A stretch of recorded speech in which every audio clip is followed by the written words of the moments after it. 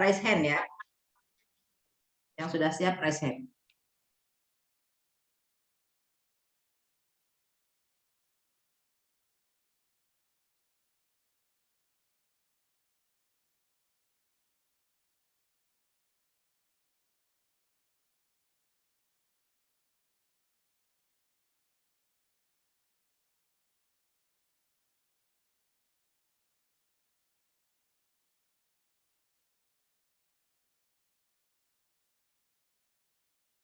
Pak Rizkianto, silakan. Ya, siap, Bu. Izin share screen, Bu.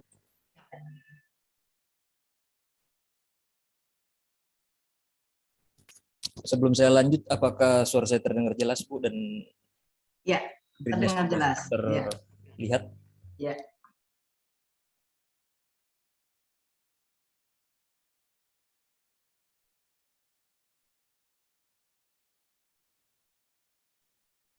Assalamualaikum.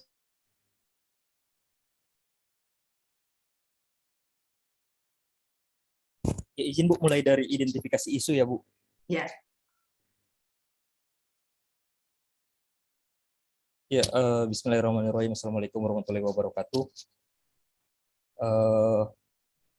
Di sini saya akan menjelaskan atau memaparkan hasil identifikasi isu dan rencana kegiatan aktualisasi terkait isu yang sudah saya temukan sesuai dengan tugas dan fungsi saya sebagai perawat ahli pertama di RSUD Trikora Salakan.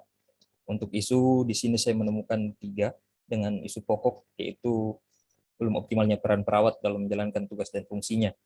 Dengan isu-isu yang muncul yaitu yang pertama, penjelasan informasi hak dan kewajiban pasien oleh perawat belum optimal. Kemudian isu yang kedua ada peran perawat sebagai edukator kurang dioptimalkan. Dan yang ketiga yaitu kepatuhan perawat yang masih rendah dalam membuang sampah medis dan non medis sesuai tempatnya. Lanjut, untuk menentukan isu utama yang akan saya angkat untuk rencana aktualisasi, saya menggunakan teknik APKL. Dan dari perhitungan yang saya tentukan, saya menemukan isu prioritas yang pada nomor 1, yaitu penjelasan informasi hak dan kewajiban pasien oleh perawat yang belum optimal. Untuk identifikasi penyebab masalahnya, saya menggunakan metode pohon masalah, yang dimana penyebabnya ada beberapa. Yang pertama, kesadaran perawat yang masih kurang untuk membangun komunikasi yang baik dengan pasien, dalam artian hanya melakukan tugas dan menyelesaikan tugasnya saja untuk memberikan tindakan, sementara komunikasi kurang diperhatikan.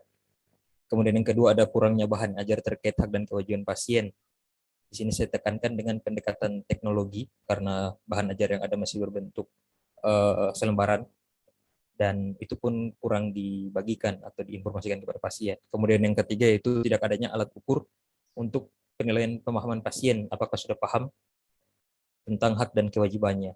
Di mana ketiga penyebab isu ini akan menyebabkan masalah itu tadi, penjelasan informasi dan pasien ini oleh perawat belum optimal, yang impact atau akibatnya yaitu hubungan terapeutik antara perawat dan pasien akan tidak terjalin harmonis. Di sini saya jelaskan sedikit, hubungan terapeutik ini adalah tindakan yang dilakukan perawat untuk mendengarkan dan dapat membantu pasien dalam proses penyembuhan secara pendekatan komunikasi. Kemudian dari penyebab-penyebab masalah yang ada, pemecahan masalahnya, untuk yang pertama, kesadaran tenaga kesehatan yang kurang perawat. Di sini saya akan melakukan sosialisasi dengan menekankan pentingnya membangun komunikasi antara perawat dan pasien, seperti tadi yang sudah saya jelaskan sedikit, yaitu implikasinya terhadap hubungan terapeutik pasien dan perawat itu sendiri. Kemudian untuk kurangnya bahan ajar terkait dengan kewajiban pasien, di sini saya akan membuat bahan ajar tentang informasi hak dan kewajiban pasien yang dapat diberikan oleh perawat melalui telekomunikasi. Kemudian yang ketiga, tidak adanya alat ukur penilaian pemahaman pasien tentang hak dan kewajiban. Di sini saya akan membuat alat ukur pemahaman pasien tentang hak dan kewajibannya. Kemudian rencana kegiatan aktualisasi saya di unit kerja saya, yaitu di unit gawat darurat RSUD Trikora, dengan isu informasi dan kewajiban pasien yang belum diinformasikan kepada pasien oleh perawat. Keterkaitan isu di sini lebih cenderung ke arah smart ASN, di mana ASN yang bertugas ini harus dapat beradaptasi dengan perkembangan dunia saat ini, sehingga diharapkan dapat memanfaatkan pendekatan teknologi dalam proses penyampaian informasi tentang hak dan kewajiban pasien.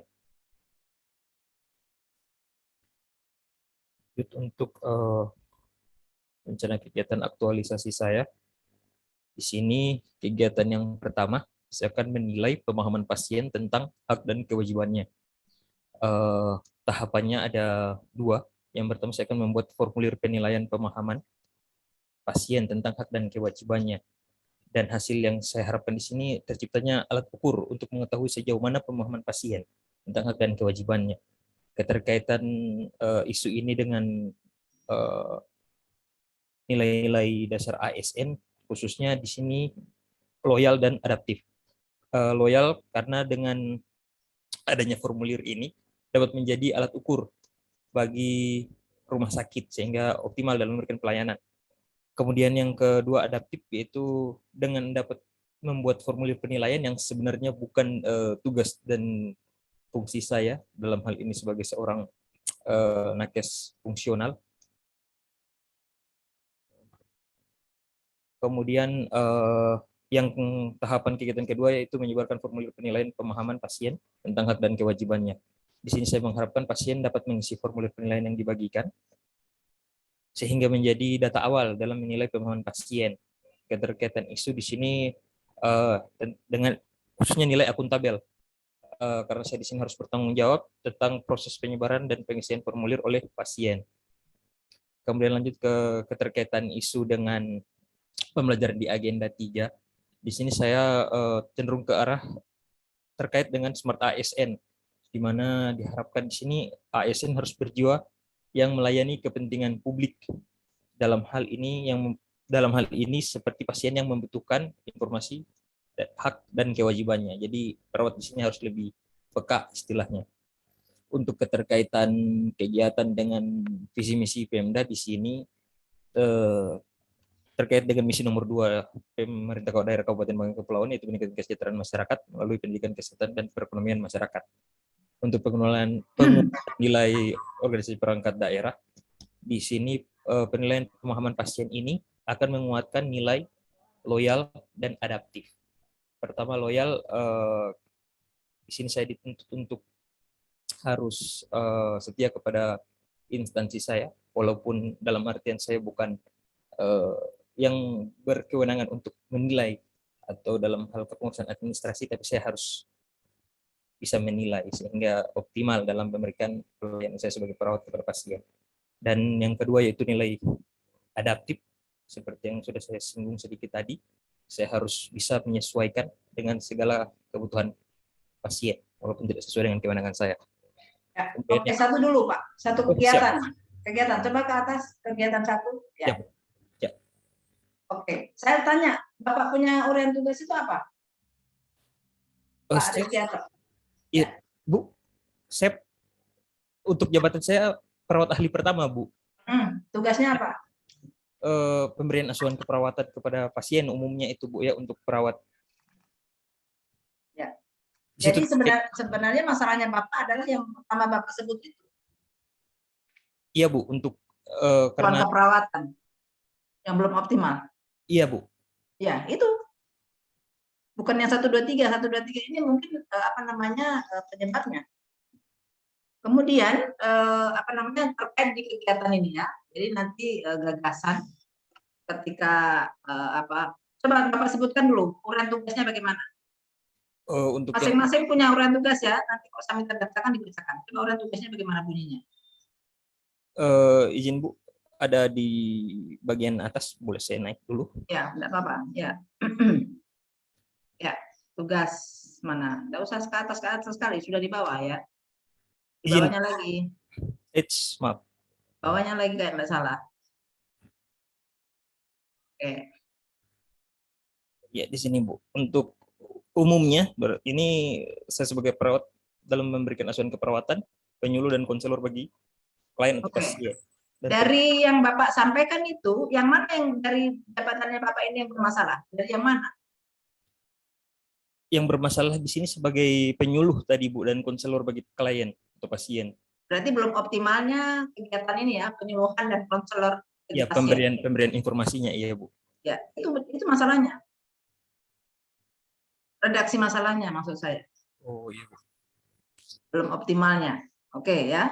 Jadi apa penyebabnya? Penyebabnya tadi itu ya, belum ada bagaimana alat ukurnya. Bagaimana kamu belum apa. Jadi dari diri sendiri dulu apa. Jadi masalah itu penyebabnya bisa dari pihak rumah sakitnya kurang apa, dirimu kurang apa, pasien kurang apa, ya bagaimana metodenya, bagaimana sarana prasarananya, bagaimana anggarannya dan sebagainya. Itu kurang apa? Itu identifikasi penyebab. Kemudian ketika sampai di gagasan, ini saya cuma mau menunjukkan gagasan. Coba lihat di anunya. Jadi ini tadi satu redaksi isunya. Kemudian bagaimana ini kegiatan kamu membreakdown. Oke, jadi ketika membuat kegiatan itu harus berurut, gitu ya. Jadi alur pikirnya itu apa dulu yang harus saya lakukan.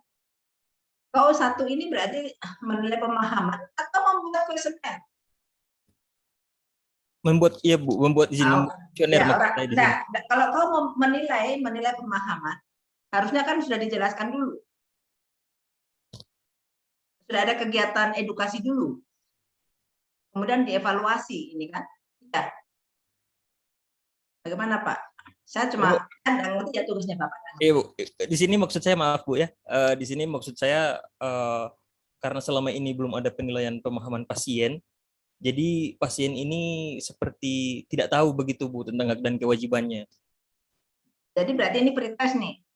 Iya, istilahnya pretest seperti itu Bu. Oke. Berarti kan ketika melakukan pretest berarti Bapak membuat pretest dan post-test dulu. Iya Bu, iya Bu. Oke, setelah membuat pretest dan post-test kemudian menyebarkan. Pretest dulu, nanti saya menyebarkan. Sebarkan.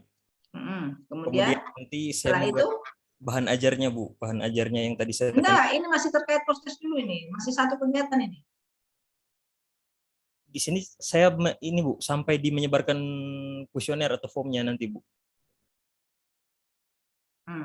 Tidak ada tidak ada dikelola itu pretestnya.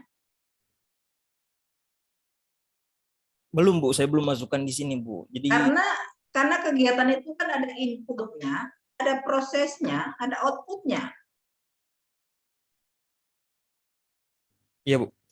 Ya, jadi inputnya adalah formulir, kemudian kau bagikan prosesnya, outputnya pengelolaan data hasil penyebaran. Pretest kan? Ya, pretestnya kan dikelola. Nah, kamu tadi kau menyatakan bahwa tugasmu itu mengevaluasi. Siapa bilang? Kedudukan atau peran seorang PNS adalah merencanakan, melaksanakan, dan mengawasi. Mengawasi itu dengan cara apa? Dia berarti diawasi, dievaluasi, gitu kan? Bagaimana kinerjamu?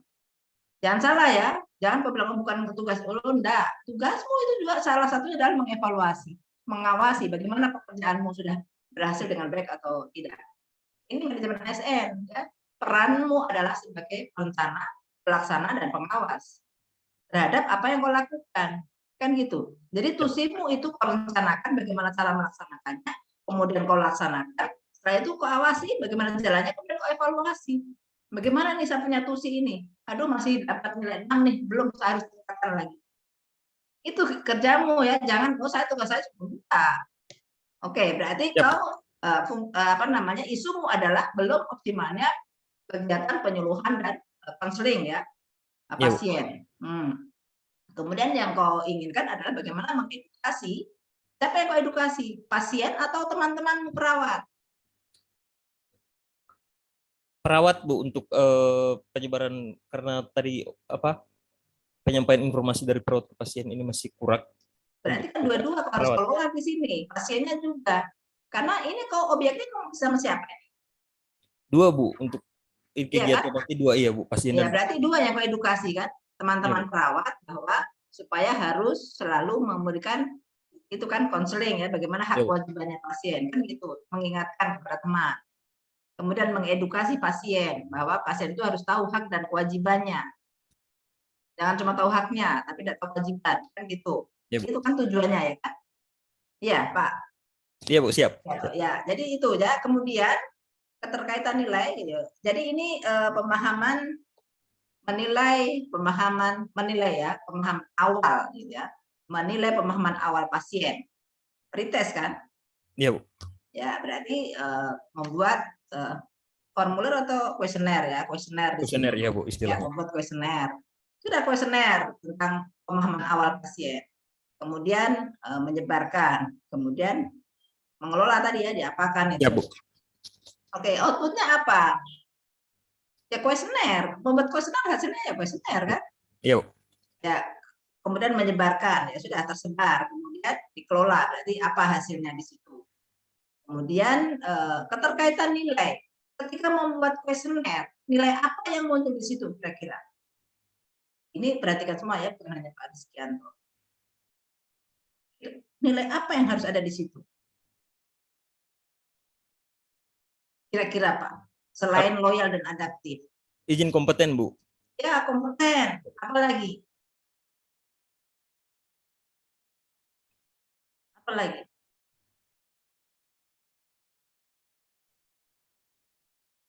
Orientasi pelayanan supaya tepat ini pertanyaannya ya kan ya misalnya begitu ya. Jadi silahkan dikaji, jadi satu kegiatan itu apakah sudah masuk loyal di situ, sudah masuk adaptif di situ ketika kita membuat formulir itu gitu ya. Jadi Ya. apa yang harus saya harus kompeten, berarti harus paham nih apa hak dan kewajiban, bagaimana saya kemudian membuatnya dalam kuesioner kan gitu ya.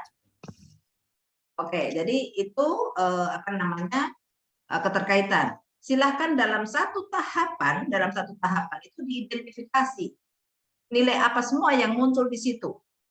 Nilai apa saja yang muncul di situ. Tidak harus berakhlak semua masuk, tapi bisa sebanyak-banyaknya. Gitu ya, jangan dipaksakan. Kalau memang belum masuk nilai, misalnya belum masuk nilai kolaboratif, ya enggak usah masuk. Gitu. Karena ini saya masih buat sendiri nih, gitu kan. Saya belum meminta bantuan orang lain nih untuk membuat formulir misalnya. Saya nanti berkolaborasi ketika menyebarkan, misalnya. Saya berkolaborasi nanti ketika mengelola datanya, itu misalnya ya. Jadi silakan dibuat dirumuskan kembali Pak. Jadi saya mintanya adalah dari Bapak punya isu tadi, ya, dikalimatkan dari kalimat tugas dan fungsi saja supaya lebih luas Bapak. Ya, Siap, lebih siap. luas. Kalau ini belum adanya apa tadi? Formulir ya. Belum ada apa namanya tadi isunya tadi. Nanti sempit. Jadi kalau Bapak itu belum optimalnya kegiatan penyuluhan dan konseling, maka itu Bapak bisa bikin banyak kegiatan lebih luas gitu ya, lebih luas. Ya, gitu. Kira-kira begitu Pak Rizkyanto ya. Ya, siap, Jadi Bu. oke. Jadi nanti karena ini waktunya cuma sedikit ya. Jadi saya nanti minta dikirim ke saya saja filenya, nanti saya perbaiki mana-mana yang perlu diperbaiki. Ya, oke Pak Rizkyanto, supaya ada temannya yang lain juga, supaya nanti masukan-masukan itu, tapi Bapak silahkan diperbaiki dulu ya, dari masukan-masukan saya diperbaiki, kemudian nanti dengan masukan-masukannya teman yang lain ketika sama begitu diperbaiki juga.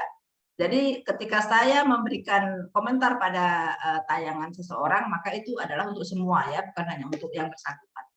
Oke, terima kasih Pak Rizkyanto, silahkan di stop share. Ya, terima kasih Bu masukannya, Bu. Ya, oke. Selanjutnya, mana tadi catatanku? Husnul Khotimah. Baik, siap Bu. Ya. Assalamualaikum warahmatullahi wabarakatuh. Waalaikumsalam. Izin share screen. Ya.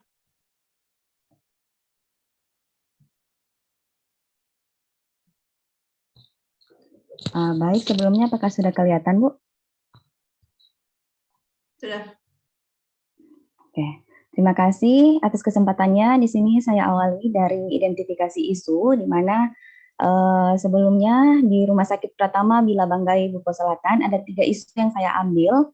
Dari ketiga isu ini ada 2 isu yang memiliki poin yang sama, yaitu 20, di mana yang pertama belum optimalnya penyimpanan perbekalan farmasi. Kemudian yang kedua, pemberian informasi penggunaan obat ke pasien yang belum sesuai dengan standar pelayanan. Dari nilai yang sama itu, saya lakukan identifikasi USG untuk menentukan mana lagi yang paling tertinggi dan untuk diangkat menjadi isu saya. Dari kedua ini pokok bahasannya isunya sama-sama perbekalan farmasi, namun terkait identifikasi isu yang mempunyai nilai poin tertinggi itu terkait dengan penataan perbekalan farmasi. Jadi isu yang dapat disimpulkan, isu yang saya angkat yaitu belum optimalnya penyimpanan perbekalan farmasi di instalasi farmasi Rumah Sakit Pratama Bilabanggai, Buko Selatan. Adapun identifikasi penyebab masalahnya, saya menggunakan diagram fishbone, bisa dilihat.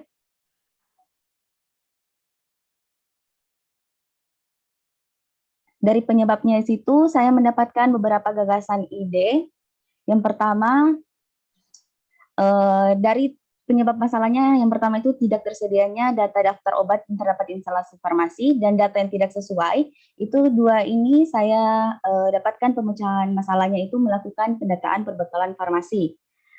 Kemudian yang ketiga, penyebab masalahnya itu penandaan perbekalan farmasi yang belum optimal, di mana pemecahan masalahnya itu melakukan pembuatan dan pelabelan pada kotak penyimpanan di perbekalan farmasi.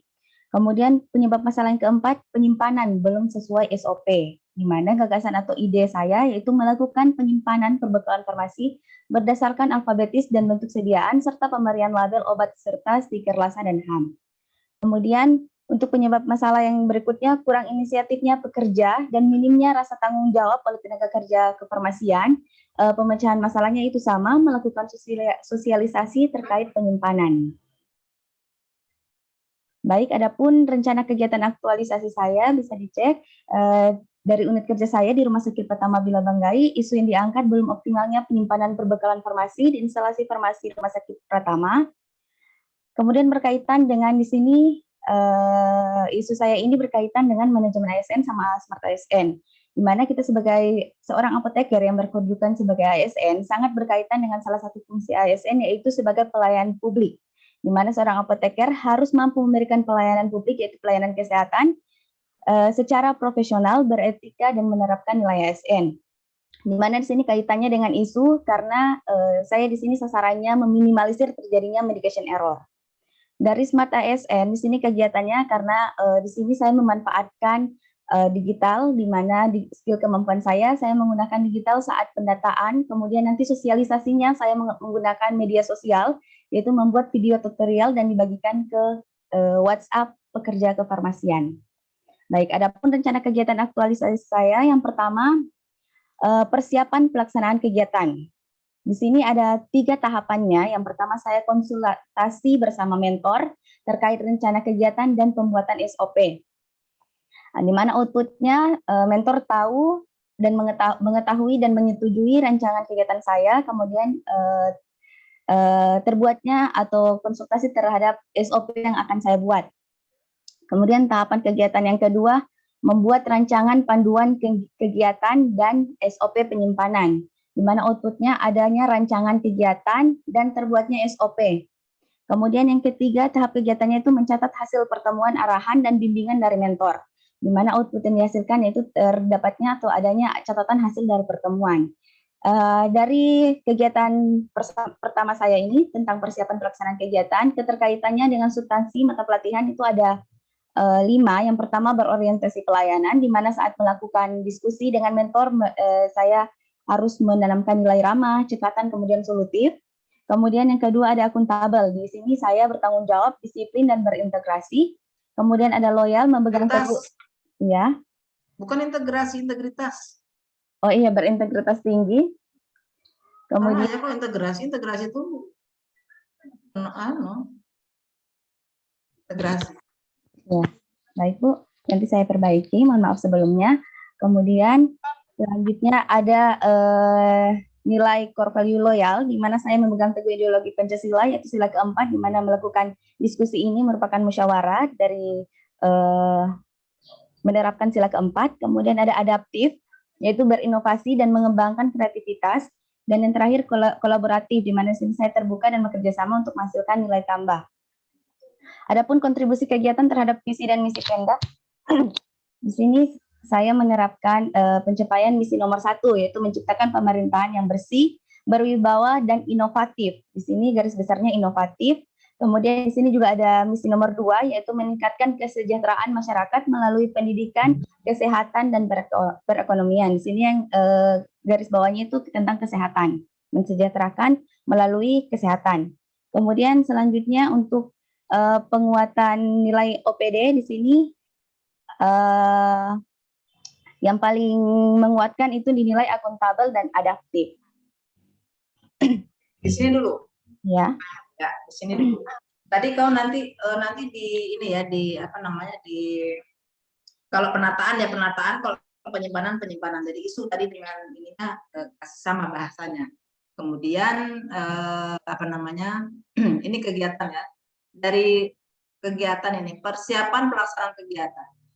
Kenapa di penguatan ini kegiatan pembuatan rancangan? Kan kegiatanmu persiapan pelaksanaan kegiatan. Kegiatan penyimpanan. Oh iya Ibu, soalnya pertama, mohon maaf sebelumnya, soalnya kegiatan saya yang pertama itu rancangan. Tapi terus? ada perubahan karena di sini saya bukan hanya rancangan, ada pembuatan SOP juga. Jadi saya sudah ganti dengan persiapan. Namun di sini saya lupa untuk menggantinya, Bu. Ya. Kalau kegiatan persiapan itu yang bagaimana sih? Kegiatan persiapan itu outputnya apa kalau kegiatan persiapan? Output dari persiapan kegiatan ini kita dapat menghasilkan. No. Kalau konsultasi itu outputnya pasti hasil konsultasi, ya kan? Ya. Membuat SOP hasilnya adalah SOP. Ya. Kalau persiapan outputnya apa? Siap melaksanakan kegiatan. Bagaimana itu? Bagaimana membuktikan siapnya? Jadi maksud saya adalah kau perbaiki kau punya nama kegiatan. Intinya itu ya. Jadi apa intinya di situ? Apa yang kau ingin lakukan di situ? Rancangan ini. Bukan, jangan rancangan. Rancangan itu rancangan aktualisasi. Tapi kalau di sini apa sudah? Apa? Membuat apa ini? Pembuatan SOP. Buat SOP saja? Ada rancangan kegiatan. Ya, bukan rancangan, jangan rancangan. Membuat rencana kegiatan apa? Kegiatanmu apa? Gagasanmu itu apa? Penyimpanan perbekalan farmasi. Ya, jadi membuat atau apa rencana itu kegiatannya itu apa? Penataan apa? Perbekalan farmasi. Supaya bukan nanti kalau kau bikin rancangan lagi nanti kita rancangan aktualisasi. Padahal kan kau selesai rancangan aktualisasi. Baik, Bu. Iya kan, rancangan aktualisasi itu sudah selesai, tidak masuk dalam kegiatan satu ini. Iya. Kegiatan satu ini sudah berhubungan dengan gagasan. Baik. Nanti kalau membuat persiapan berarti persiapan pelaksanaan gitu ya. Bagaimana? Jadi membuat rencana pelaksanaan. Apa tadi itu ya, penataan apa namanya? Penyimpanan. Pengembangan farmasi itu saya tidak tahu. Ya. Baik, Bu. Konsultasi bersama mentor, konsultasi dengan mentor atau konsultasi lain? Konsultasi bersama mentor, berarti Ibu dengan mentor kemana? Oh, maksudnya di sini konsultasi dengan mentor, Bu. Ya, konsultasi dengan mentor ya, konsultasi dengan mentor. Sudah konsultasi saja, karena sudah kegiatan sudah ada. Yang pertama adalah konsultasi, ya kan? Nah, iya, kemudian outputnya adalah mentor mengetahui dan menyetujui. hasil konsultasi, namanya output, ya kan? Baik. Kalau mengetahui itu tujuannya, ya. Iya, Bu. Ya, tujuan. Kemudian keterkaitannya dengan nilai? Di sini ada yang loyal. Nggak bisa. Jadi harus kau pisahkan satu tahapan dengan nilainya apa. Bukan diborong satu kegiatan, tapi per tahapan. Baik, Bu. Ya, itu maksud saya tujuan saya tanya satu-satu itu begitu ya. Iya, Bu. Oke, Iya. jadi ketika kau konsultasi itu merencanakan apa yang akan kau lakukan, berarti kan kau secara global kau siapkan semua ini. Iya. Rencananya saya mau bikin ini. Salah satunya ya ada SOP, ada apa gitu ya. Itu. Kemudian setelah itu apa yang kau lakukan setelah konsultasi? Membuat rancangan. Rancangan lagi. Kan pertama baru konsultasi. Kemudian kalau sudah konsultasi dibuat itu SOP-nya. Bukan rancangan lagi itu namanya ya. Kan kau sudah rancang ini kau sudah bikin ini, rancangan kan sudah selesai, rancangan apa? Iya. Kan kau mau bikin apa, gambaran besar kau sudah seminarkan. Kemudian ini tahap-tahap planningnya ini kau akan jelaskan kepada mentor. Apa saja yang akan kau lakukan, kapan akan kau lakukan, jadi kayak sudah jadwal dan sebagainya. Ini kau sudah bikin ini, sudah terpeta semua. Iya. Ya, kemudian apa yang dilakukan? Setelah itu kan mungkin ada masukan, ada perubahan-perubahan, penyesuaian-penyesuaian yang disampaikan oleh mentor misalnya. Kemudian baru diperbaiki. Ya, kalau Anda tahu lah apa. Ya sudah, terserah. Apakah SOP ini terkait dengan kegiatan satu atau dia menjadi kegiatan sendiri, itu nanti kamu yang formulasikan. Baik, Tapi Bu. yang jelas, kemudian ada berapa kegiatanmu ini, rencanamu? Ada 6, Bu. Apa semua? Coba lihat kegiatannya saja. Oke. Yang nomor 2 itu berarti menginventarisir ya. Iya, sudah melakukan pendataan. Ya, pendataan ini berarti inventarisir. Oke. Iya. Kemudian pembuatan penempelan, dibuat labelnya, Bu. Pembuatan label. Oke, kemudian? Keempat, penyimpanan sudah dilakukan. Sesuai dengan label-label tadi itu? Iya, Bu. Ya, oke. Terus? Yang kelima, pelaksanaan sosialisasi. Sosialisasi ini untuk apa? Untuk tenaga kefarmasian. Ya, edukasi saja lebih bagus daripada sosialisasi. Mengerikan sosialisasi. Tidak ada hasilnya ya. Baik, Bu. Ya, oke. Kemudian yang keenam? Yang terakhir, evaluasi dan monitoring. Ya, oke. Jadi apa yang dievaluasi dan dimonitoring? Di sini kan sebelumnya saya ada buat pretest sama posttest. Di sini saya evaluasi terkait hasil dari pretest dan posttestnya. Apakah ada peningkatan setelah saya lakukan pemberian edukasi melalui video tutorial. Di situ saya nilai. Kemudian terakhir dibuat laporan dari kegiatan yang saya lakukan, kemudian ini sama mentor. Jadi monitoring itu bagaimana juga pelaksanaan itu tadi ya, pendataan itu. Itu untuk siapa? Untuk dirimu atau untuk teman-temanmu itu pendataan ini? Untuk semua, Bu, tenaga kefarmasian. Termasuk dirimu kan? Iya. Ya, berarti kan bukan hanya soal kuesioner. Kuesionernya oke, tapi tindakannya tidak. Gitu. Kan harus dicek gitu kan bahwa oke sudah paham, tapi ternyata belum gitu kan, masih naruhnya sembarang misalnya. Iya. Iya kan? Jadi dimonitor semua ini, bagaimana pemahamannya, kemudian bagaimana aktualisasinya. Baik. Ya, oke. Jadi itu tadi ya. Jadi bagaimana kalimat penyusunan kau punya formataan ini kegiatan, kemudian dipisahkan per tahapan itu keterkaitan nilai. Baik, Bu. Ya, kemudian per kegiatan itu di apa hubungannya atau keterkaitannya dengan agenda 3. Ya, per kegiatan, bukan per tahapan. Iya. Kalau berakhlak itu per tahapan, tapi kalau kegiatan itu agenda 3. Ya. Oke, terima kasih. Iya, terima kasih, Bu.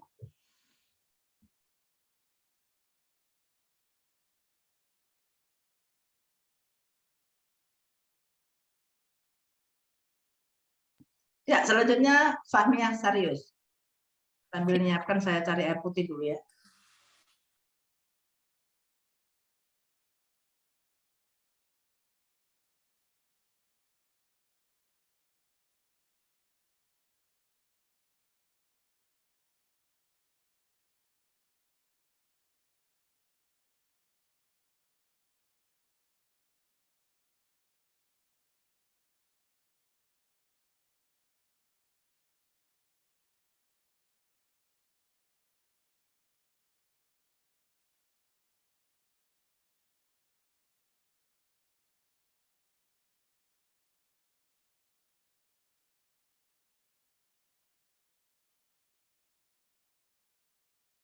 Oke, silakan.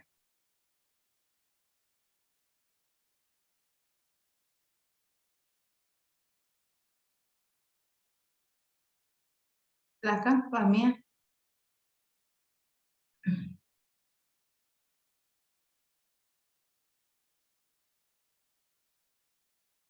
Fahmiyah, silakan.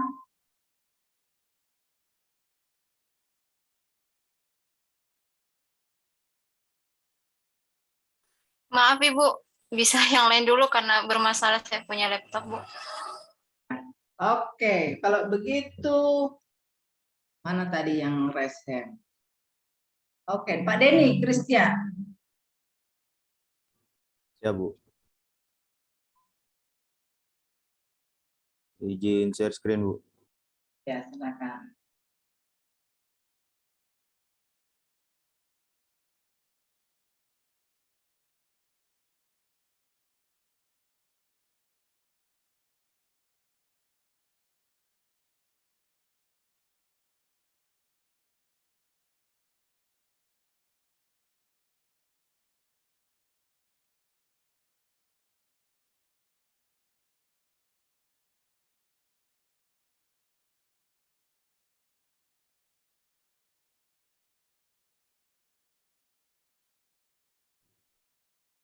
Terima kasih atas kesempatan yang diberikan. Apa suara saya jelas? Lanjutkan, Pak. Oh ya, oke, Pak. Baik, Bu. Oke, di rencana kegiatan aktualisasi itu isu yang diangkat itu penyajian data surveillance penyakit menular hanya berbentuk tabel. Untuk kegiatannya sendiri, yang pertama itu perencanaan kegiatan. Tahapan kegiatan menyiapkan bahan konsultasi, yang outputnya itu ada print out rencana kegiatan, kemudian konsultasi dengan pimpinan atau mentor untuk mendapatkan bimbingan dan arahan. Outputnya itu adanya arahan mengenai tahapan kegiatan. Kemudian untuk keterkaitan substansi mata pelatihan, untuk kegiatan pertama ini terkait dengan manajemen ASN. Untuk tahapan kegiatan pertama yaitu akuntabel, menyiapkan bahan konsultasi, dan yang tahapan kegiatan kedua itu keterkaitan dengan akuntabel, harmonis, loyal, dan kolaboratif. Untuk kontribusi kegiatan terhadap visi misi Pemda, kegiatan ini berkontribusi terhadap pencapaian visi Pemda nomor 2, yaitu meningkatkan kesejahteraan masyarakat melalui pendidikan, kesehatan, dan perekonomian masyarakat. Untuk penguatan nilai OPD, perencanaan kegiatan menguatkan nilai akuntabel, harmonis, dan kolaboratif karena mempersiapkan rencana kegiatan merupakan bentuk acuan kegiatan yang sistematis dan bertanggung jawab, serta saling menghargai dalam berkonsultasi dengan pimpinan, sehingga terjalin kerjasama dalam kegiatan aktualisasi. Untuk untuk kegiatan kedua, koordinasi dengan pengelola program surveillance. Untuk tahapannya, menyiapkan jadwal pengumpulan data, outputnya print out jadwal pelaksanaan kegiatan, maksudnya pengumpulan data. Ya, kedua, tahapan kegiatan yang kedua bekerja sama dengan pengelola program surveillance. Untuk outputnya itu ada kesepakatan untuk membantu kegiatan aktualisasi. Untuk keterkaitan substansi, untuk kegiatan 2 itu masih terkait dengan manajemen ASN. Untuk tahapan kegiatannya itu, tahapan kegiatan pertama terkait dengan akuntabel. Tahapan kegiatan kedua terkait dengan harmonis, adaptif, dan kolaboratif. Untuk kegiatannya... Oke, sampai sini dulu. Ada berapa kegiatan? Ada 5, Bu. Oke, apa semua itu? Koordinasi dengan pengelola program surveillance. Ini yang kedua. Yang ketiga, koordinasi dengan pengelola program penyakit menular. Kemudian yang keempat, pengolahan data kasus penyakit menular. Yang kelima, mempersiapkan software pemetaan. Oke, isunya apa? Isunya penyajian data surveillance penyakit menular hanya berbentuk tabel, Bu. Terus kenapa kalau dia berbentuk tabel? Kalau berbentuk tabel itu kita akan susah, Bu, akan memperlambat proses analisis dan interpretasi data kita, Bu. Karena terus kalau susah menganalisis, menginterpretasi data, terus kenapa? Impact-nya nanti sebagai dasar pengambilan keputusan ataupun tindakan pencegahan yang harus kita lakukan, Bu. Terhadap ini kan sistemnya nanti kita dalam sistem kewaspadaan dini, Bu. Oke, jadi yang jadi masalah, coba lihat musim uraian tugasmu bagaimana? Uraian tugas.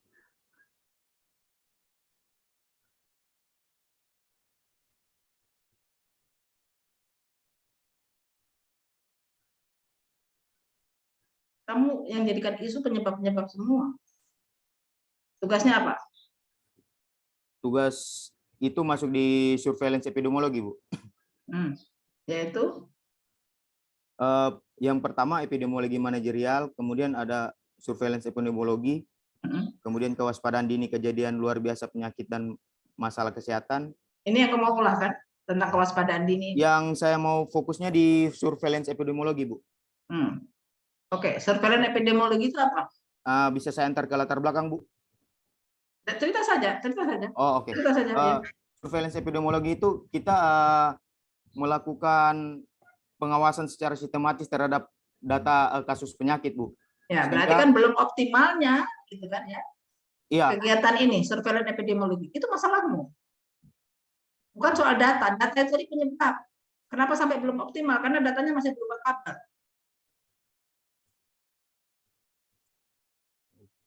Berarti untuk judulnya atau apa nih, Bu? Isu, saya kan ini masih Isunya, bicara isu ini. isunya. Berarti belum optimalnya. Ya, kegiatan ini kan surveillance epidemiologi. Kalau dideskripsikan itu surveillance epidemiologi, kan tahu apa itu surveillance epidemiologi. Ya kan? Kemudian kalau kau jelaskan data faktanya adalah bagaimana masih apa tadi berupa tabel. Iya. Ya sebagainya. Kan begitu ini hubungannya. Bukan langsung ke data tabelnya itu yang menjadi masalah. Itu penyebab.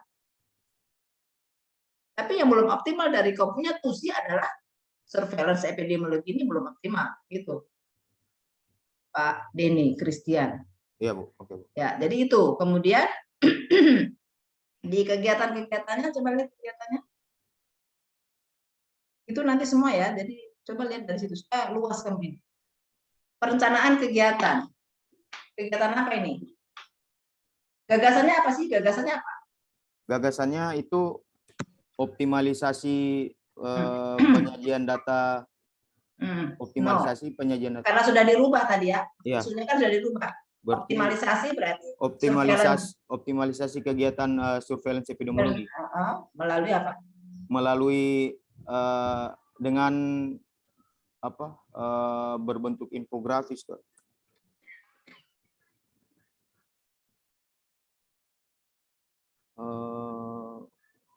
Melaluinya itu melalui pengolahan data mungkin, Bu. Karena yang saya mau rubah dari bentuk tabel itu mau dibuat jangan hanya bentuk tabel saja, Bu, karena akan susah dalam proses kegiatan juga nanti. Oke, yang akan kau lakukan adalah membuat data apa? Data berbentuk infografis, Bu. Ya, data apa? Data surveillance penyakit menular. Ya, data surveillance menular dalam bentuk itu ya. Iya, dalam bentuk infografis. Oke, jadi salah satunya adalah bagaimana data. Kemudian kau punya kegiatan itu tahapannya cuma 2. Belum ada hasilnya nih. Yang input, proses, output. Input, proses, output. Belum ada. Minimal 3 ya, minimal 3 tahapan. Paling tidak ya. Ini perencanaan kegiatan di kegiatannya, Bu, ya maksudnya, Bu? Ya, kegiatannya kan tahapannya cuma 2 nih. Belum selesai ini. Berarti. Kegiatan 1 ini belum selesai kan? Karena baru sampai di proses. Maksudnya ini, yang lain. Oh, ya berarti baru sampai hanya baru dapat arahan. Arahan, terus diapakan lagi setelah dapat arahan? Revisi. Iya, penyesuaian ya. Ya, atas masukan dan saran. Oke, Bu. Oke, kemudian berarti masih kurang nih kegiatannya. Ini di bagian outputnya, Bu, ya? Tahapannya mana? Oh, sama tahapan juga, oke, Bu. Ya iyalah. Ya, Bu. Bagaimana ceritanya? Ya, Bu. Tidak ada kegiatan, tidak ada tahapan, berarti ada output. Wah, ngarang nih Bapak ini. Wah, Bapak ini bermain lagi ya. Balawak lagi Bapak ini ya. Oke, jadi gitu Pak. Jadi Bapak saya lihat 2. Kalau lihat koordinasi, pasti 2 juga ini. Nggak selesai Bapak punya ini. Ya kan? Bagaimana koordinasi dengan pengelola program surveillance, menyiapkan jadwal pengumpulan data, bekerjasama dengan pengelola program. Apa kegiatannya tidak jelas. Yang Bapak melakukan apa di sini? Koordinasi dengan pengelola, koordinasi dengan pengelola penyakit menular ini. Koordinasi dengan pengelola program surveillance itu mau membuat jadwal pengumpulan data, Bu, karena kalau bisa nanti dari pengelola program surveillance bisa membantu dalam proses pengumpulan data juga. Jadi karena kita ada di 6 desa yang harus kita kunjungi, untuk pengumpulan datanya itu, kemudian juga nanti bisa bekerja sama dalam proses pengolahan datanya nanti, Bu. Menyiapkan jadwal pengumpulan data bekerjasama dengan pengelola program surveillance. Saya belum dapat dia punya feel itu ya antara kegiatan dengan tahapan. Saya belum dapat nih apa yang akan dikoordinasikan, kemudian apa yang ingin diinginkan dari hasil koordinasi itu, gitu. Koordinasi dengan pengelola program surveillance. Bapak akan menjadi bagian dari pengelola program surveillance ini kan? Iya, Bu. Bapak menjadi bagiannya kan? Iya, Bu. Iya, Bu. Pengelola program surveillance. Iya. Jadi pengelola program surveillance, koordinasi dengan pengelola program surveillance. Ini akan meminta mereka sama-sama untuk ini program surveillance ini di mana? Di puskesmas. Bapak dia pakai ini? Di puskesmas, Bu. Berarti koordinasinya dengan pengelola program surveillance di puskesmas. Saya koordinasinya dengan pengelola program surveillance yang sebelumnya yang berada di puskesmas. Jadi artinya Bapak tugasnya di mana? Bapak tugasnya di di mana? puskesmas, Bu. Puskesmas. Oh, iya, oke. Puskesmas. Oke. Berarti dengan koordinasi dengan pengelola program surveillance yang lama ini ya. Iya, iya, Bu. Terus yang diinginkan adalah yang saya inginkan ada bisa terbuat jadwal pengumpulan data karena berhubung yang bersangkutan ini mempunyai jabatannya ini dua, Bu, bukan hanya sebagai program surveillance, jadi ada juga pekerjaan yang lain, bendahara apa saya lupa, Bu. Oke. Koordinasi, jadi kan koordinasi kan berarti meminta waktunya dia untuk ini kan supaya Bapak punya ini. Oke. Kalau dia tidak bersedia bagaimana kira-kira? Karena sibuk jadi bendahara.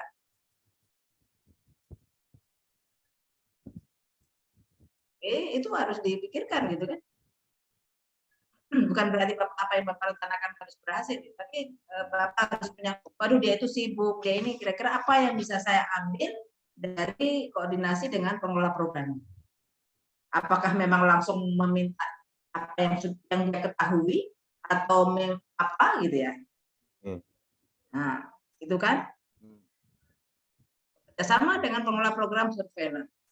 Jadi harus jelas nih tahap-tahapannya supaya langsung nanti muncul hasil akhirnya adalah hasil koordinasi, yaitu berupa kesepahaman bahwa oke, akan membantu nih, itu ya, akan membantu dengan apa. Tuh, kemudian koordinasi dengan pengelola program penyakit menular.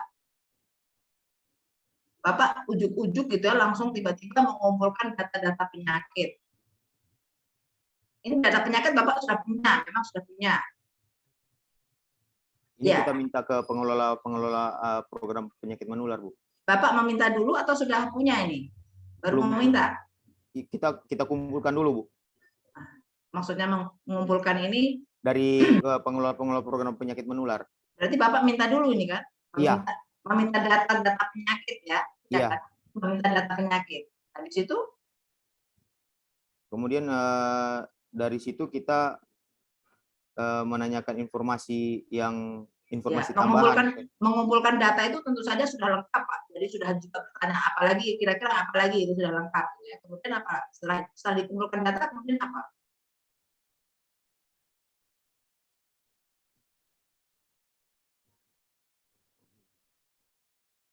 Ini koordinasi saja sebenarnya ini kan koordinasi. Bahasanya mungkin bukan koordinasi sudah ini ya. Iya mungkin karena yang mau dilakukan nanti dalam tahap pengumpulan data itu artinya ada informasi ke pengelola program penyakit menular supaya datanya bisa disiapkan sehingga nanti pada saat kita melakukan pengumpulan data penyakit sesuai dengan jadwal yang sudah ditentukan di awal, datanya sudah siap. Mungkin koordinasi ini menjadi tahapan saja. kegiatannya adalah mengumpulkan data penyakit. Kegiatannya. Kemudian tahapannya koordinasi dengan pengelola program penyakit menular. Oke, Bu. Jadi nanti hasil akhirnya adalah kumpulan data penyakit. Oh iya. Jadi saya cuma ini, saya ngawur juga ini ya. Maksud saya tidak tahu apa yang Bapak mau inginkan tadi. Koordinasi itu hanya sekedar hasil koordinasi. Apa? Oke, saya akan kasih data. Oke, apa? Tapi kalau Bapak di sini mengumpulkan, jadi Bapak yang aktif, gitu ya. Iya, Kalau ini kan Bapak posisinya jadi pasif nih, tunggu nunggu dia ini. Tapi kalau di sini Bapak mengumpulkan, berarti Bapak langsung koordinasi. Apa yang bisa? Bapak yang kerja nih. Sama seperti tadi juga dengan apa namanya pengelola program surveillance. Itu mungkin menjadi salah satu koordinasinya. Jadi mengumpulkan data-data penyakit, satu koordinasi dengan ini ya program surveillance. Dua, koordinasi dengan pengelola program penyakit menular. Kemudian setelah itu, setelah terkumpul datanya diapakan, gitu, ya kan? Outputnya jadi adanya data-data. Iya, misalkan dikumpulkan, kemudian nanti dipilah atau dikelola, itu ya itu gitu Pak. Kemudian ya, jadi nanti tinggal berapa nih kegiatan. Jadi koordinasi tadi nanti kegiatan sudah mengumpulkan data kasarnya ya, masih mengelola data kasar ini. Data kasar, Oke, kemudian berikut kegiatannya apa lagi? Pengolahan data. Ya, ini sudah diolah dengan terus nanti kan di ini ya, ini sudah mulai pengolahannya. Iya. Oke, yang dari tabel kemudian ke infografis ya. Oke, kemudian 5. Yang kelima mempersiapkan software pemetaan, Bu. Maksudnya apa nih? Cari softwarenya dan kita belajar untuk menggunakan software pemetaannya. Belum ditahu nih, pakai apa nih? Kalau pakainya sih sudah ada, Bu, cuman sebentar lagi dicari juga, Bu. Kalau paling bagus kalau sudah ditahu nih, ya. Terus apa saja tahapannya? Mencari dan belajar, kemudian outputnya itu, Bu. Langsung di outputnya adanya peta sebaran kasus penyakit menular. Baru belajar kamu. Tahap keduanya apa? Tahap keduanya apa? Tahap keduanya apa? Dari kegiatan mempersiapkan software. Software ini untuk apa? Software pemetaan ini untuk apa?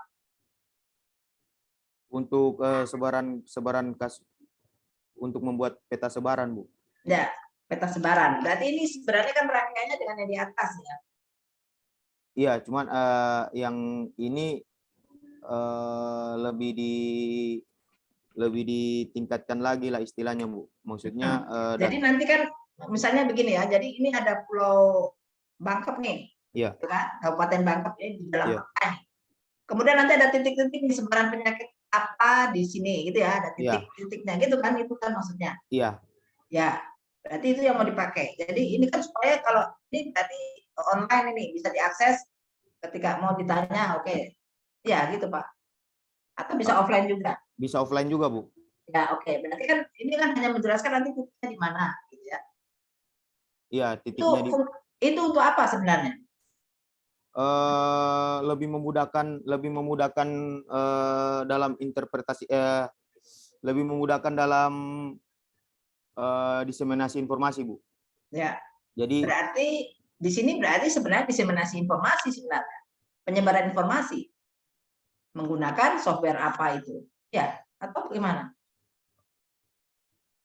Kegiatannya, nama kegiatan ini supaya jangan mempersiapkan software. Karena bukan hanya mempersiapkan, Bapak sudah harus bisa dipakai nih. Iya. Ya kan? Bisa langsung diakses gitu. Saya bisa langsung buka nih.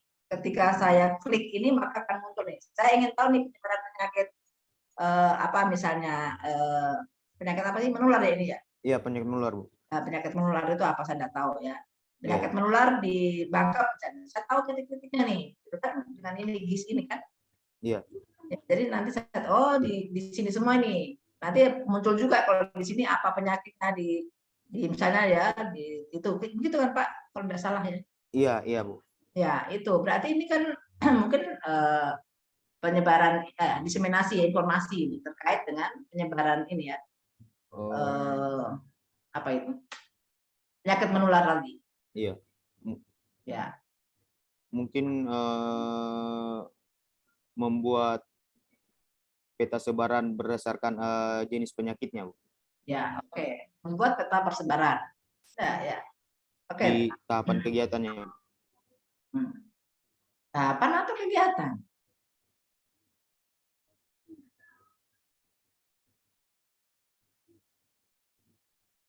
Dari kegiatan atau tahapan?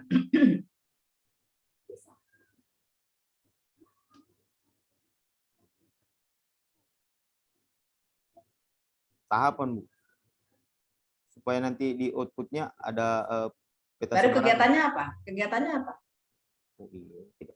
Tidak connect ya. Kegiatannya apa? Iya. Kegiatannya apa?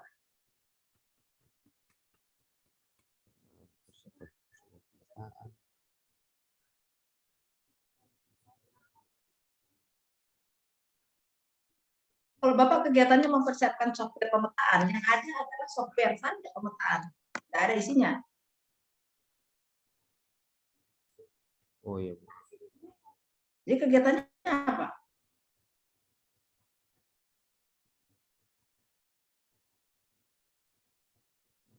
Kegiatannya apa? Membuat peta sebaran. Ya, membuat peta sebaran. Oke, membuat peta sebaran. Tahapannya? Tahapannya mengkonversi data yang berbentuk tabel. Berarti sudah tidak perlu belajar lagi kan? Belajar lagi. Ya itu lagi. Iya.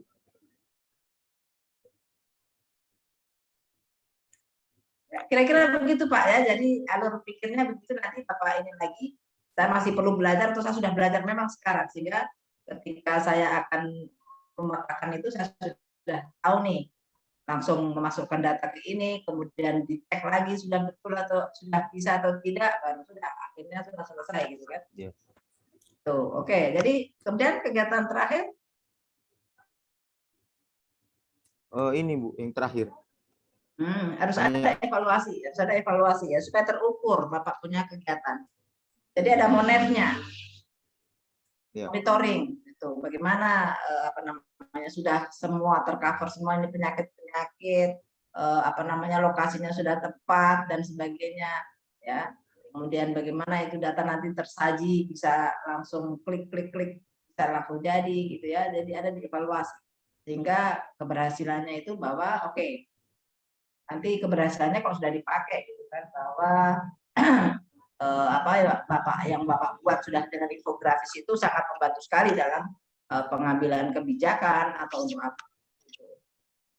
Oke, terima kasih Pak Jenny Christian. Ya, makasih Bu. Ya.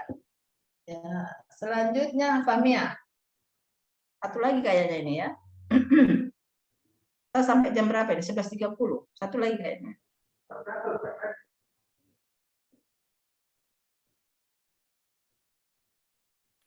Izin Bu, apakah terlihat? Sudah. Mungkin saya langsung Ibu di analisa isu. Itu saya menggunakan metode USG, di mana ada pun label-label yang isu yang akan saya angkat adalah pertama, pelabelan sediaan obat yang mendekati kadaluarsa yang belum optimal. Yang kedua, pendistribusian perbekalan farmasi tidak berdasarkan metode FIFO adalah first in first out dan FIFO first expire first out. Kemudian yang ketiga, penyimpanan sediaan farmasi yang kadaluarsa belum diterapkan. Selanjutnya, metode yang saya gunakan adalah metode Fishbone. Berdasarkan dari lingkungan. Pertama itu adalah pola penyakit berubah yang mengakibatkan obat tidak terdistribusi. Yang kedua adalah pengadaan obat yang banyak dengan khasiat yang banyak sehingga terjadi penumpukan obat dengan fungsi yang sama. Kemudian yang ketiga, pengadaan obat khusus pada penyakit tertentu sehingga mengakibatkan juga hal ini mengakibatkan terjadinya penumpukan sediaan farmasi.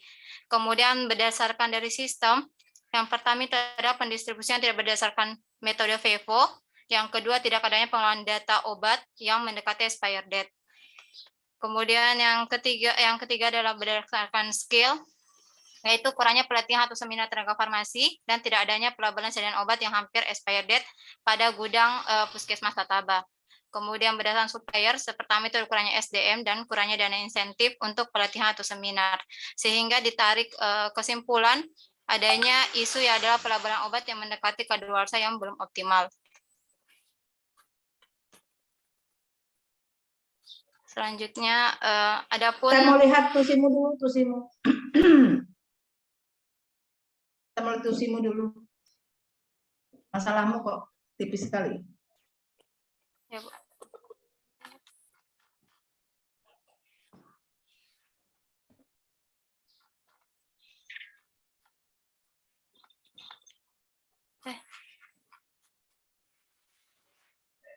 Kalau jauh.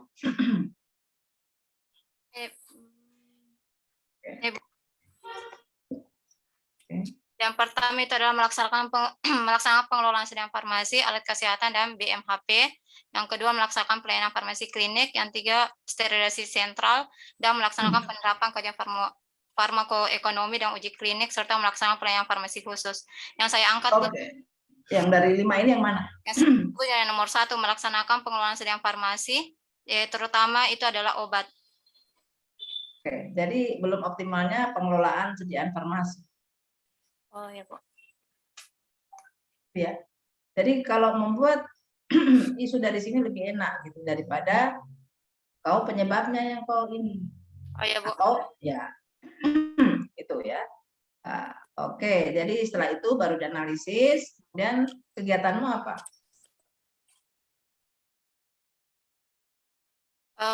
Kegiatan yang akan saya angkat itu adalah melakukan pelabelan sediaan obat yang menghampiri kadaluarsa.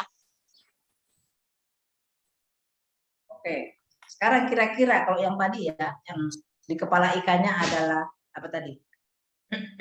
Belum optimalnya. Oh iya, Bu, akan saya ganti. Berarti pelabelan obat yang mendekati kadaluarsa adalah salah satu penyebabnya, iya. Berarti pengelolaan sediaan obat yang belum optimal, Bu Di. Ya. Jadi kemudian kegiatannya apa kira-kira?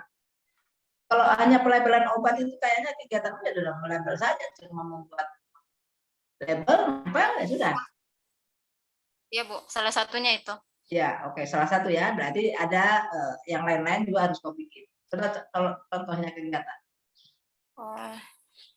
Yang pertama itu adalah kegiatan yang saya lakukan pertama itu pelaksanaan pelabelan sediaan obat yang mendekati kadaluarsa, yang di mana ada 3 tahapan kegiatan, yaitu 1, melakukan konsultasi dengan mentor, yang kedua meminta bimbingan dan arahan terhadap rencana kegiatan yang akan saya laksanakan, dan ketiga adalah mencatat hasil pertemuan, arahan, dan bimbingan dari mentor. Oke, stop di sini dulu ya. Apakah kegiatanmu hanya fokus hanya untuk pelabelan sediaan obat yang mendekati kadaluarsa? Atau penataan apa namanya itu farmasi secara keseluruhan, bukan hanya kadaluarsa tapi semua tertata, mana yang harus keluar duluan, mana yang ini, atau apa ini? Iya, Bu, kalau fokusnya sekarang mungkin hanya di pelabelan, Bu. Pelabelan mungkin nanti di tahap selanjutnya ada nanti masalah penyimpanan obat setelah dilakukan pelabelan, itu melakukan metode FIFO, first expire first out. Kenapa tidak 1 kali? Saya masukkan dalam tahapan kegiatan, Bu. Ya, maksud saya ini kegiatanmu secara keseluruhan itu apa? Fokusnya apakah hanya pelabelan sediaan obat yang kadaluarsa? Itu kan tadi topik itu cuma itu. Iya, Bu. Apakah hanya itu atau penataan secara keseluruhan? Saya cuma fokus. Saya sebelumnya cuma fokus terhadap pelabelan, Bu. Terus 1 bulan cuma itu kok bikin? Baru nanti ada evaluasi penggunaan obat yang setelah dilabel dengan bulan sebelumnya setelah obat yang tidak dilabel. Apakah ada terjadi pendistribusian secara bagus atau tidak?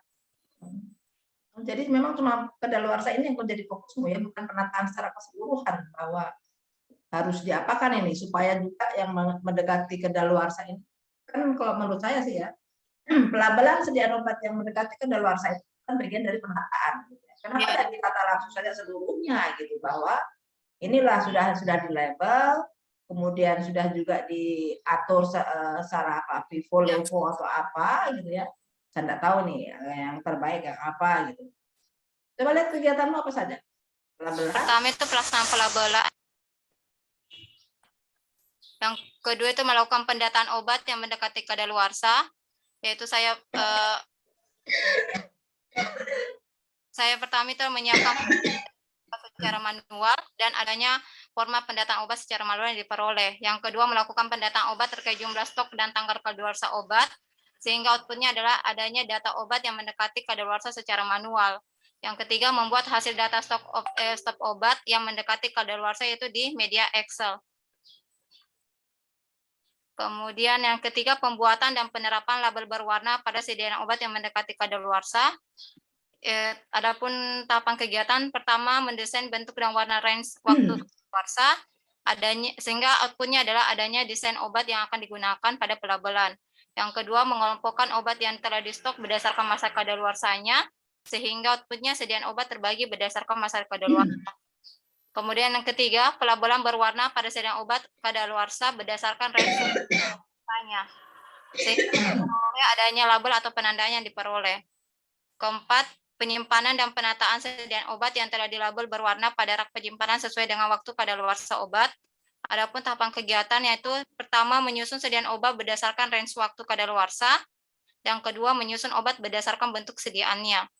Adapun outputnya tersusunnya obat berdasarkan metode Vivo dan terpisahnya penyimpanan obat berdasarkan bentuk sediaan. Tahap kelima itu adalah evaluasi dan pelaporan kegiatan pelabelan sediaan obat yang mendekati kadaluarsa. Pertama itu adalah evaluasi keefektifan sediaan obat yang diberikan label. Yang kedua adalah fokus grup diskusi dengan mentor terkait keberhasilan pelabelan sediaan obat yang mendekati kadaluarsa. Dan ketiga pelaporan hasil kegiatan. Adapun hasil peroleh hasil pengamatan keefektivitasan proses pelabelan sediaan obat yang mendekati kadaluarsa dan perbaikan terkait pelabelan sediaan obat mendekati kadaluarsa. Yang itu, Bu. Oke. Oke, saya enggak ngerti ya apa yang tugasmu. Tapi kalau dari susunannya ini gitu ya, saya minta dipisahkan per tahapan itu dengan nilainya. Ya, jadi di tahapan dengan keterkaitan dengan substansi berakhlaknya itu dipisahkan. Itu tadi kan gabung, pokoknya dari bawah. Gabung kan?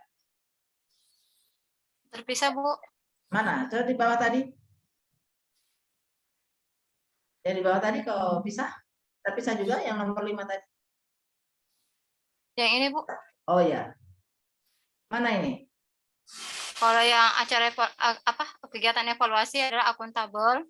Sedangkan kalau fokus grup itu adalah adanya kolaboratif. Ya, oke. Nggak usah pelit-pelit ya, jadi dipisah saja garis bawah supaya saya tahu bahwa itu adalah habis nih membahas tahap 1 itu selesai gitu ya, terpisah gitu. Jadi ini soal bagaimana menulis saja supaya enak dibaca. Oh, ya. Oke ya, jadi silahkan diformulasikan kembali bagaimana kamu membuat isu gitu ya, isu. Kalau judul itu nanti gampang, jadi misalnya judulnya gampang lah. Kalau sudah membuat gagasan, gitu ya, setelah membuat gagasan maka judulnya itu gampang. Bagaimana mengoptimalkankah atau membuat apa ya untuk bagaimana itu layanan itu menjadi lebih baik. Ini kan orientasi pelayanan ini, bagaimana memperbaiki kinerja kita. Ya. Oke, silakan di stop share dulu. Jadi mungkin nanti ketika dibuat perubahan dengan isunya ya, formulasi isu saya minta dirubah karena terlalu sempit gitu, nanti susah membuat kegiatan-kegiatannya. Jadi dilihat saja dari tusi mana yang belum optimal. Kayaknya saya sudah ulang-ulang deh dari tusi gitu. Saya maksudnya supaya paham semua nih tusi itu apa, untuk proses outputnya jelas. supaya ditahu di situ. Oh ternyata surveillance epidemiologi itu saya harus membutuhkan data nih.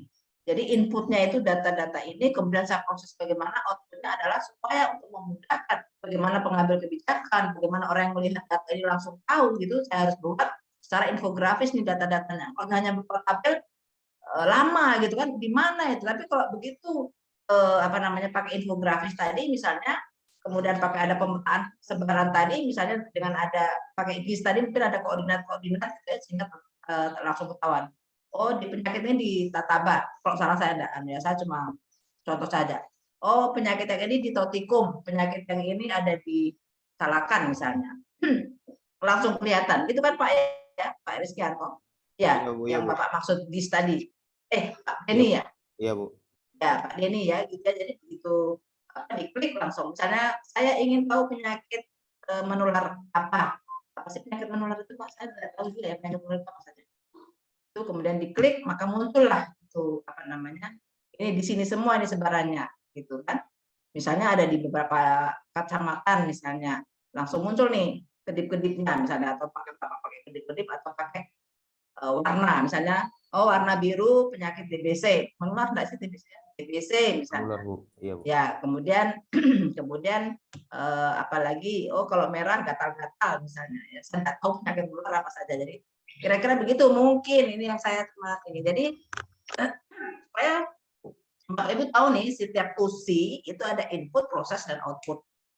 Sehingga makanya saya selalu bilang apa ini TUSImu mana, TUSImu apa, supaya tahu ya.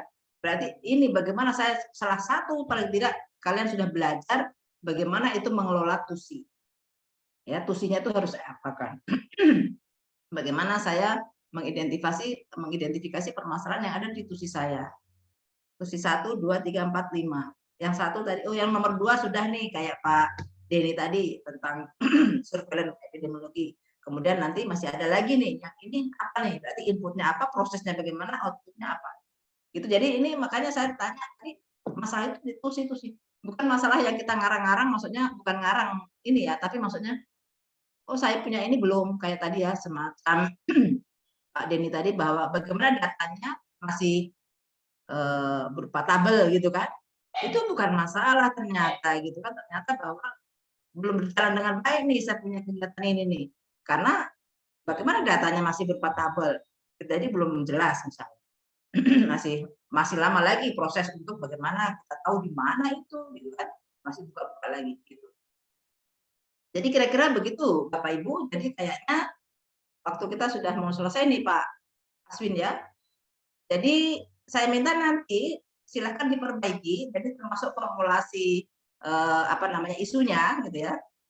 Kemudian kalau ada penyesuaian tentang penyebab dan gagasan, kemudian bagaimana alur tahapan gitu supaya jelas itu. Tahapan itu minimal ada 3 gitu ya, input, proses dan output. Gitu. Karena bisa jadi inputnya bisa jadi banyak tadi kayak Pak Denny tadi dari program surveillance, dari program penyakit menular, itu kan berarti inputnya nih masukan-masukan dari situ, kemudian itu diproses, kemudian outputnya berupa apa. Itu jadi minimal 3, jadi ada input, proses, kemudian output. Itu jadi minimal tahapan itu 3. Itu ya Bapak Ibu sekalian. Jadi alhamdulillah kita kayaknya sudah tidak ada waktu lagi, dan saya minta maaf nih yang sudah raise hand. Mungkin raise hand-nya tadi agak lambat sehingga waktu ya karena cuma 2 jam. Tapi silahkan diperbaiki dengan masukan-masukan yang ada dari teman yang sudah raise hand tadi, yang sudah menyampaikan tugasnya. Ketika ada masalah yang sama silahkan diperbaiki, nanti dikirimkan sama saya. Nanti kalau saya ada waktu saya telepon satu-satu, kalau tidak ada nanti saya koreksi mana yang harus diperbaiki. Itu ya. Jadi nanti pertemuan berikut itu tanggal 16.